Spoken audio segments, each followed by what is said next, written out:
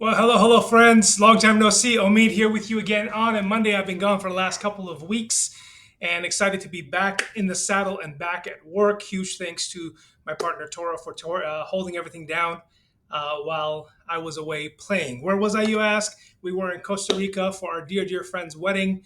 There on the top left hand corner. Amazing views, amazing sunsets. Highly recommend if you have not been to Costa Rica to try to get out there and check it out. Okay, so not really a whole lot going on this week. Not a whole lot. It's just this whole tariff war and who's going to do what by when and all that. That's really the biggest thing that is going to happen this week that's scheduled. Now, what's not scheduled is this thing here. So, big shift happened in the bond market today. The latest tax policy, which the Trump administration has put forth to see if they can get approved, removes taxes on tips and Social Security payments and overtime, et cetera, et cetera. And it's projected to cost U.S. debt by about, or increase U.S. debt by about $5 to $7 trillion.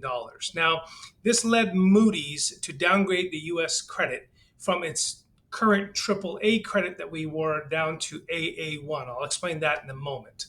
So, just like anything else, if you and I go under a lot of debt, our credit scores drop. And then when we go to borrow money again, what's going to happen? We're going to have to pay more interest.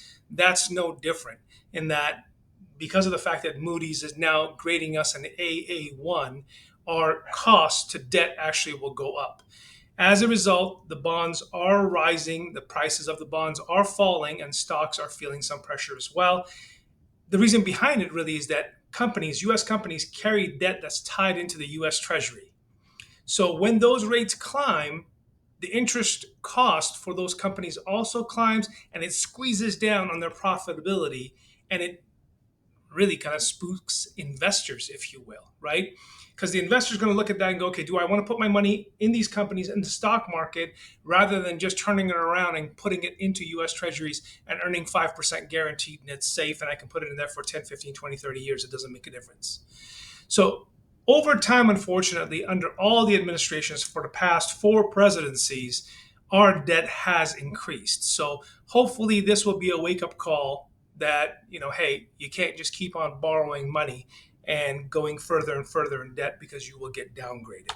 Now, speaking of the downgrades, it's important to note Standard and Poor's does a rating, Fitch does a rating, and Moody's does a rating. Now, what do they rate? Well, they rate everything from sovereign countries to corporations, both public and private, to mortgage-backed securities, to electrical companies, basically anything that has an issues, either a stock or takes on debt.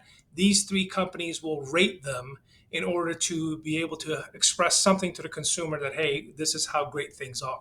And prior to this, we were at a triple A, and now we're at A1. So it's not like we're all the way down here, but this is still not a good thing that's happening. How is the bond market taking it, you ask? Well, opened up negative this morning. It's rallying to a certain extent. We are clearly very much so oversold from a technical perspective goes. So hopefully this will make traders come back in, but we just don't know. Now, the last time that I think it was S&P that downgraded the U.S.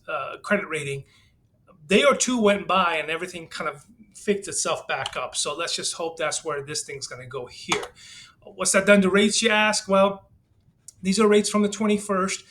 We can see that as of today, they're sitting at 7.04, 7%, 30-year fixed nationally, and 7.1 or so for the jumbos. So a little bit higher than what it is that we had from a couple weeks ago over here. All right.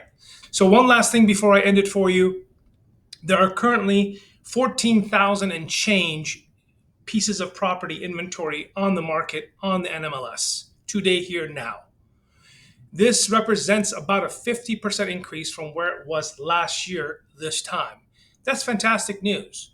Now, rates are higher, sure, and prices may be higher, maybe not.